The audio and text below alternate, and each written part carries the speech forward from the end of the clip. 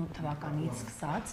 ձեր իշխանությունը ըստ էության պայքարում էր նախկին թալանչիների դեմ։ Ըստ էության մենք նայում ենք այս 7-8 տարիների ընթացքում ոչ մի նախկին թալանչի պատասխանատվության չի ենթարկվել։ Բողոքարկում են տարբերացիաներում, գնում են, շատերն արդարացվում են, չհաջողվեց։ Հետո Նիկոլ Փաշինյանը հրահանգեց գտնել սատանաներին, ազգային անվտանգության ծառայության։ Սատանաներին չգտան։ Հիմա հոգևորականներին են։ Հաջորդ ով է լինելու, պարոն Հարությունյան։ Նախորդ պնդումների հետ կապված ընդհանրապես համաձայն չեմ,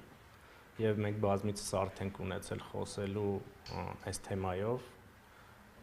այսպես ասած նախկին թալանչիներին պատասխանատվության կանչելու։ Երեք ազգային ժողովի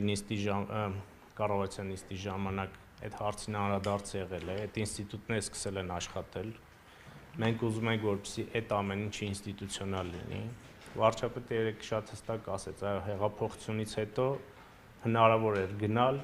եւ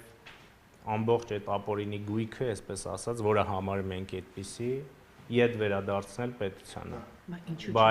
Բայց դա պետք է արվեր ինստիտուցիոնալ, որովհետեւ դրա համար պետք էին օրենսդրական հիմքեր, դրա համար պետք էին ինստիտուտներ։ Հիմա այդ ամեն ինչը 7 տարի, 1, երկրորդը,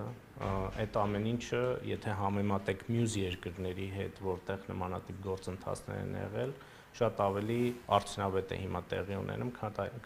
քան այլ երկրներում նման ինստիտուտներ ստեղծելիս։ Պարոն Հարությունյան, ինչ վերաբերում է սատանաներին, դրանք փակ կառույցներ են եւ վստահաբար այն գործընթացները, որոնք տեղի են ունենում այդ կառույցներում,